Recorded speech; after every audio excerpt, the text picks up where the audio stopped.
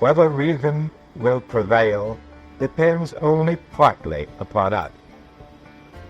We must hope and strive for the best. We must prepare for the worst.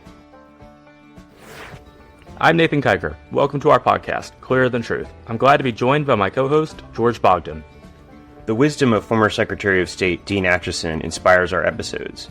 We emphasize clarity while examining the intricate global issues of today for a diverse audience. In a world where time is limited, we distill complex ideas, making them not just comprehensible, but in Acheson's words, clearer than truth. Thanks for joining this episode of Clearer Than Truth. Our guest today is Saleha Mohsin. Saleha is the Senior Washington Correspondent for Bloomberg News and the author of the book Paper Soldiers: How the Weaponization of the Dollar Changed the World Order. She spent over a decade covering economic policy from the U.S. Treasury Department and around the world. Before we dive into our interview, let's take a look at the news of the day. The death toll in California has risen to 16 as firefighters battle multiple blazes, including the Palisades Fire and Eaton Fire. Over 150,000 residents remain under evacuation orders. Former President and incoming President Donald Trump was sentenced to unconditional discharge on Friday for felony charges related to hush money payments, avoiding jail time or probation. His inauguration as the 47th president is set to take place in 1 week. The Department of Justice announced that Special Counsel Jack Smith has resigned from his position. This comes as the nation awaits his final report on investigations related to the former president. Saleha, thanks so much for joining us. Happy to be here. So you point out in your book, Paper Soldiers, that the U.S. has purposefully weaponized the dollar. What were some of the decision points that led to this being the case? What events drove it to where the U.S. could weaponize the dollar? Yeah, I don't know if I would say purposely, but it has been discovered in recent decades as a very potent weapon. I would say there are a couple of points in the timeline that I would point to. First of all, just the creation of the country itself as this experiment, very sort of progressive, forward-thinking, there for the man, for the people, breaking away from a monarchy, low taxes, all of that is sort of the genesis of the strength of the country. In the 1880s, that's an important moment because that is when the U.S. overtook Great Britain as the world's largest economy. And looking back at history, at other previous owners of the world's reserve asset, it has often, the last two examples have been the world's largest economy at the time. The other key point that I will give you is 1944, which is when World War II was coming to a close. Economic policymakers and people around the world did see that the end is coming soon. It's on the horizon. And in 1944, the economic officials of 44 allied countries came together to Bretton Woods, New Hampshire, to convene what is now historically known as the Bretton Woods meeting. And that is when, by design, the US dollar was crowned king dollar, that now the dollar is the world's reserve asset. And there was a little bit of a back and forth, and I go through that in the first chapter of the book of, the Brits and a couple of other countries saying, should the dollar or any one nation-based currency be the world's reserve asset, or is it a little bit of a different composition? And in the end, because the U.S. had the best fiscal trajectory at that time, our physical infrastructure had not been pounded by bombs and things in the war. We had a lot more money to spend, and look to anyone in Europe. All of those countries had to do a lot of spending for their physical infrastructure. So the U.S. was in a position to take that responsibility. And, in that meeting, they created the International Monetary Fund. They created the World Bank, and the U.S. remains, and at the time was, the largest shareholder of the IMF. So it puts in the most amount of money. Really, that's the moment when the king dollar becomes king dollar. And it all has to do with, at the close of two back-to-back world wars, countries and allies were looking for ways for economic integration to avoid another world war, so that there is an economic brotherhood, so that if one country misbehaves, it has a ricochet effect and hurts other countries. So let's not get into a fight. And that was sort of one of the reasons behind that. The other key moment I'm going to say is there's a lot of things that happen in between, but I'm going to say the other biggest moment is 9/11. I think people forget that the very first act in George W. Bush's war on terror was not a military tank rolling into a foreign country or U.S. troops, their boots hitting the ground in a foreign country. The very first action was on September 24th, 2001, when George W. Bush stood in the Rose Garden and he had beside him a couple of officials, including Treasury Secretary Paul O'Neill. And he said that with the stroke of a pen at midnight, I gave the Treasury Department unique powers and authority to be able to use the dollar to blunt how malign actors and terrorists were using the dollar-based global financial system to finance the terrorist attacks that happened and finance any in the future. And from then onward, while there were wars, kinetic, hot wars raging, there was also an economic war raging where the U.S. realized we can use access to the dollar as a way to leverage our foreign policy agenda. And so from 2001 onward, we see the use of economic sanctions really become sophisticated and become a very sharp and painful instrument. Let's talk about that a bit. What are some instances where we use sanctions to drive our policy? Where did it work? Where did it not work? I think a lot of people would argue that it hasn't worked. We had strong sanctions on North Korea. Of course, there was a famine, yet they haven't really progressed from where they were in the 90s in terms of our relationship with them. We had sanctions on Syria, yet we know where Syria is today. We had sanctions on Russia, yet they're still intervening in Ukraine. Where has this approach worked and where is it not? So one thing, first of all, that's a really, really smart question. It's a question that I get a lot and is asked and discussed a lot in economic and financial and foreign policy circles around the world. My answer to that is that it's complicated. To know whether sanctions worked, you have to actually go to the stated goal when they were rolled out. So if I take the most recent example, one of the more recent examples, which is in February of 2022, when the Biden administration levied, one of the largest economic sanctions packages on earth on Russia over the invasion of Ukraine. If you go back to that press release and the first comments from either one of the top U.S. officials, whether it was Secretary of State, Treasury Secretary, or the president, what were those words? What is the stated goal that we have put out there for these economic sanctions? And then see, did that happen? But it gets very muddled because the goal, you put a goal out there, and then what happened in that instance, and I can't remember off the top of my head what the written stated goal was. It was to basically punish and stop Russia from deepening its invasion, and to cause it economic pain. But a couple of weeks later, President Biden said, well, our sanctions work because the ruble is now rubble, because the ruble, the Russian currency, dropped 30% in value. So all of a sudden, he changed the goalposts because he said, well, since the ruble dropped, that means they work. And then you see the ruble start to go up and get stronger. And so you're wondering, maybe they didn't work. And then you have Biden administration officials arguing, yes, they did. We weren't targeting the ruble, but it's been muddied already. The other thing about economic sanctions is that you can't measure it against a scenario where they had not been imposed. There's no counterfactual argument to be made there. So it's really, really hard to actually know whether something like that has worked or not. One thing that I will point out, just with that one example, to stick with that example, is that looking at the context is important. On February, the week of February 19th, when the invasion of 2022, when the Russia's invasion into Ukraine began, contemporaneous reports showed that U.S. officials really thought that it was a matter of 72 hours and Kiev will fall and Russia's invasion will be done because they will have captured the parts of Ukraine that they wanted. And now we are 3 years from it, and that did not happen. They did not capture and end the war.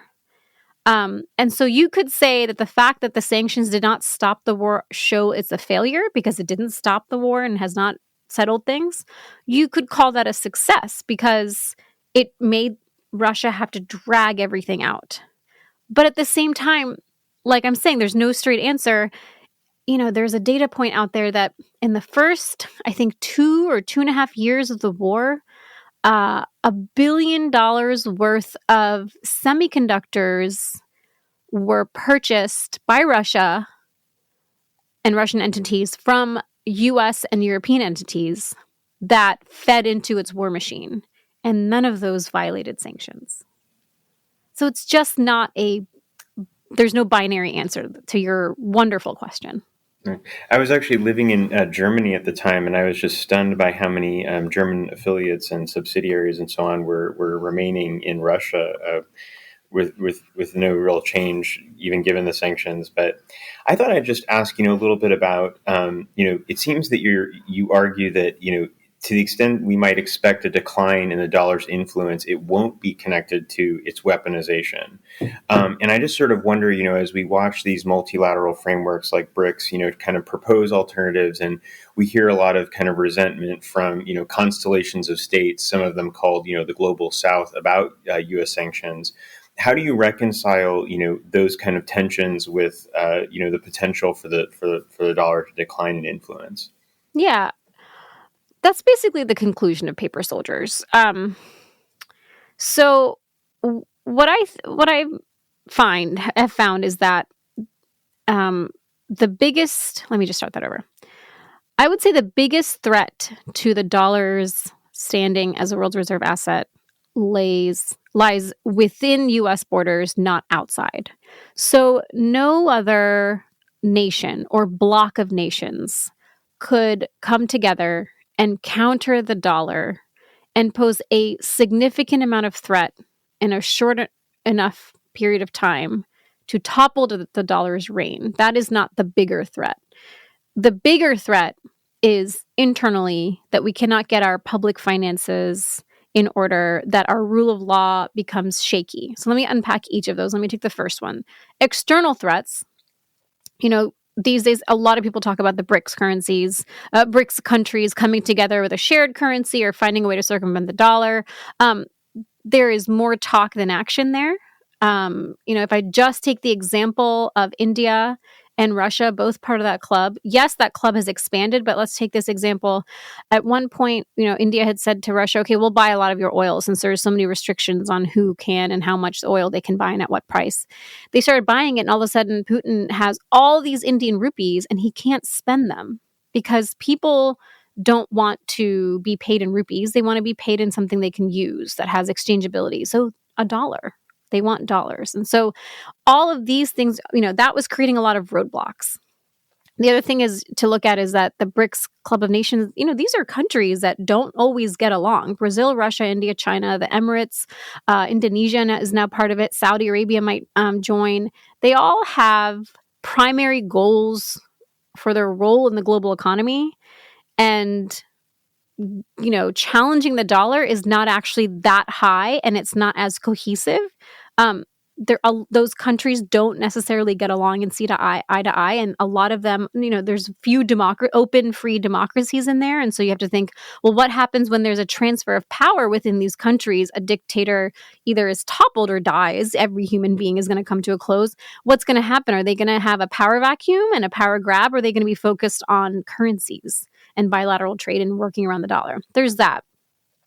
Looking internally, the dollar is trusted. First of all, no one, it is the world that has chosen the dollar. The U.S. has not forced, so far, any country that you have to use the dollar. People, foreign investors, foreign countries, foreign central banks, multinationals have chosen the dollar and continue every single day to choose the dollar as the world's reserve asset.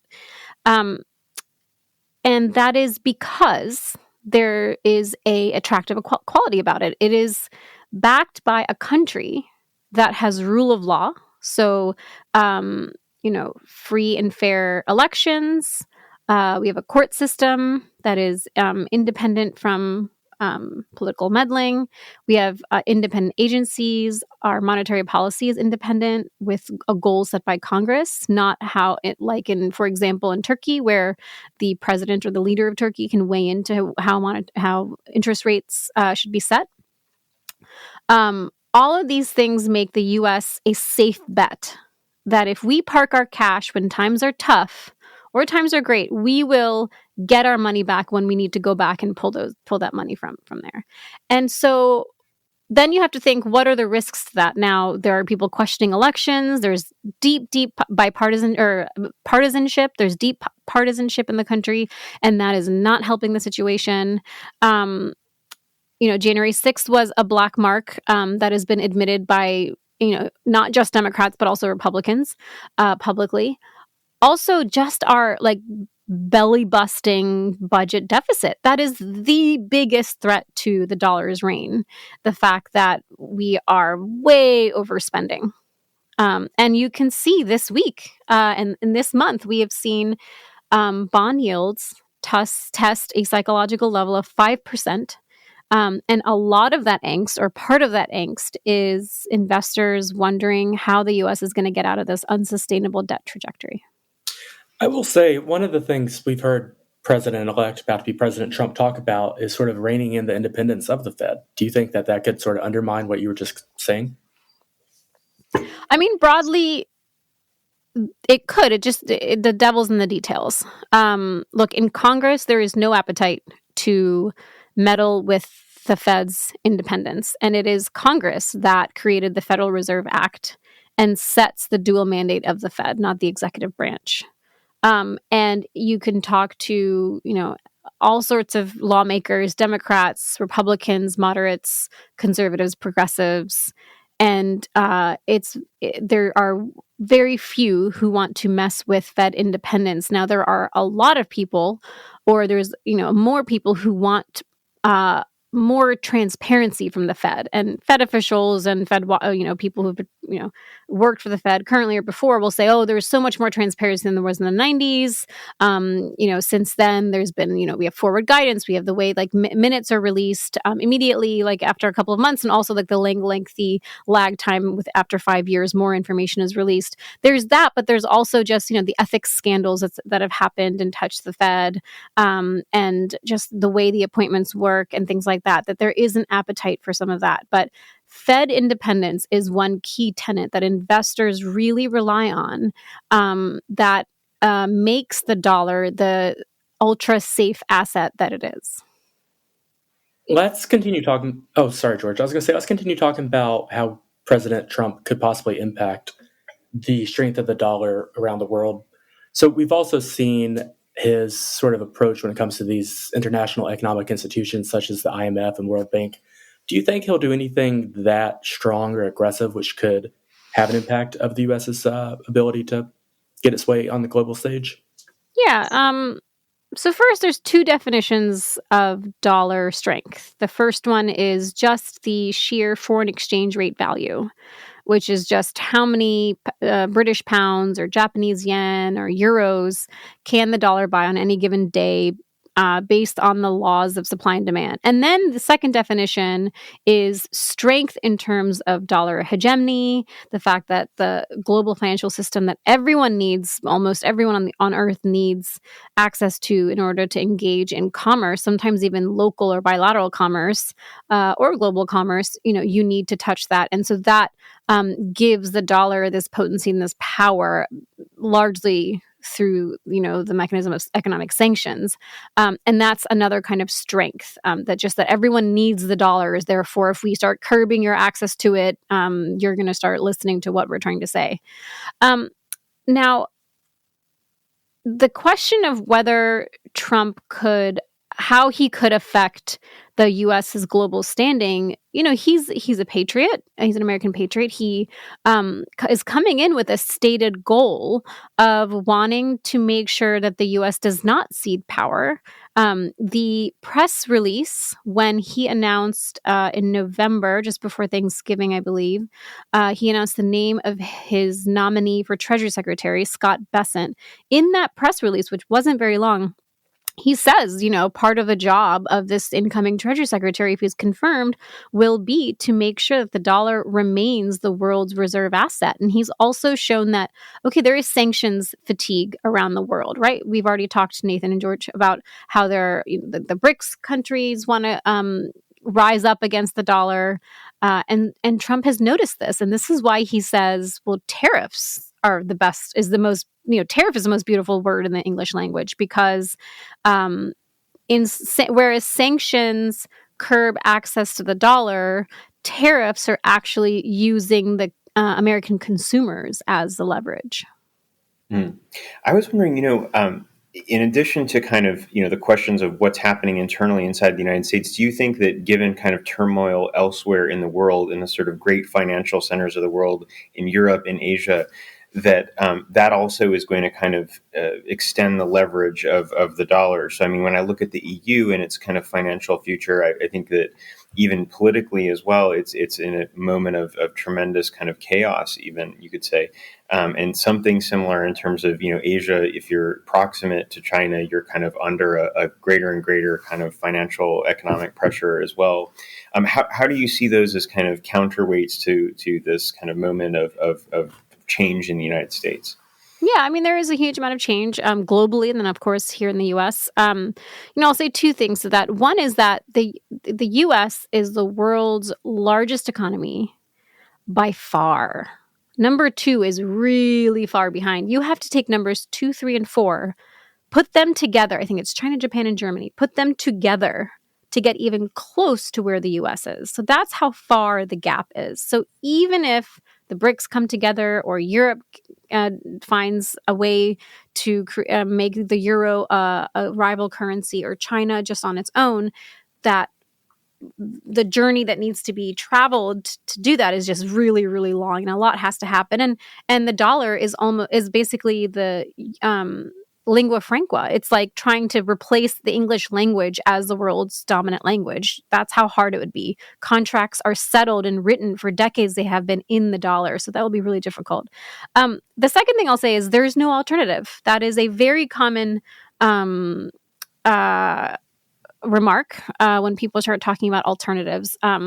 Now, you hear a lot about the Chinese yuan, but China does not offer the kind of transparency that investors would rely on for the yuan to become a world reserve asset. Europe, the euro is still a relatively new currency and has had some issues, particularly in 2013 with the credit crunch, and it is backed by a monetary union but not a fiscal union, which causes some. If we're talking about world reserve asset status, then that's going to cause some problems. But also, the euro does not offer the depth of debt instruments that foreign investors rely on. They want to be able to find a buyer and have deep liquidity for any time they want to sell the reserve asset or a safe haven asset, and they don't have that in Europe. And then you could say, just the BRICS club, and I've talked through some of those, negatives. People like to talk about Bitcoin or a cryptocurrency, but I don't think there's any evidence that global investors are ready to treat any currency as the world's reserve asset that is not backed by a central bank or a government. Couldn't agree more. And that's why we still have that kind of consensual primacy that you described so vividly. So I want to take a minute to talk about Trump's approach to tariffs. Do you think he'll follow through on these? And if so, what would the market's response be? And would it give us a stronger hand in these negotiations, for example, with China? Yeah, tariffs. I mean, what's going to happen with tariffs? This is something that I've spent, quite a bit of time thinking about, asking sources about as a reporter. I'm a reporter for Bloomberg News here, based in Washington, covering economic policy. So this is taking up a lot of my day job time.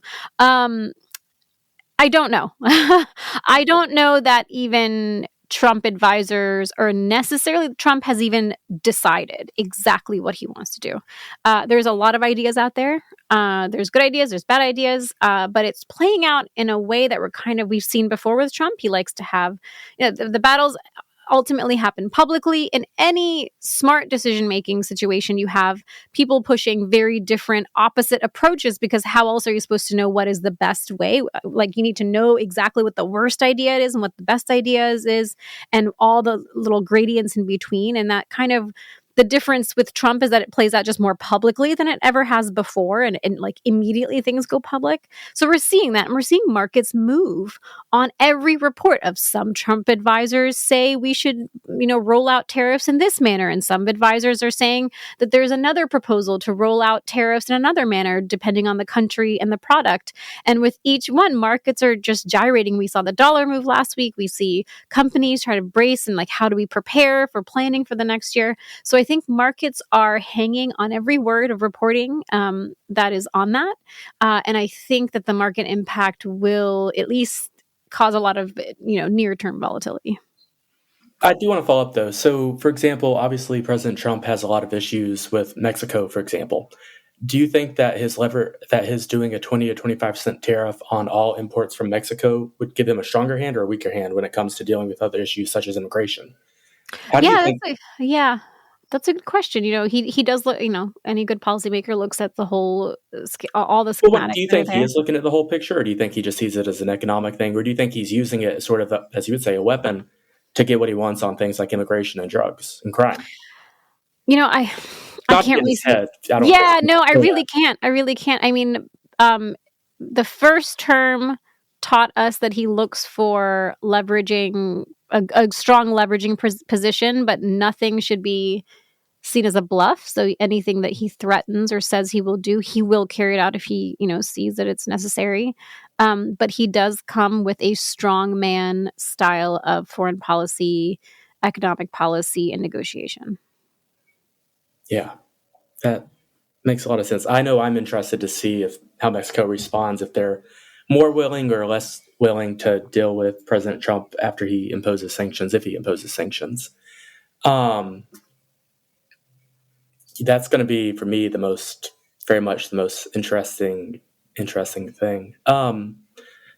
George, I don't want to monopolize everything, of course. No. I'm just interested to kind of push the kind of crypto point a bit further, because it just strikes me that there's a kind of generational difference. And I've always been a bit of a skeptic of the idea that this technology could rapidly supplant a kind of legacy heritage system that has its foundations in deep political economy of the 20th century. And so I just wonder, do you think that over time you're going to see a hybridization of kind of the current system, and that crypto really does offer something? Or, as someone who's been in this debate for so long, do you think it's really, just kind of doing something that Zelle could, does, but sort of, without the state being able to see it? I mean, I'm just trying to offer the most kind of brutal counter takes that I've heard. So. Yeah, I don't have a lot to say on that.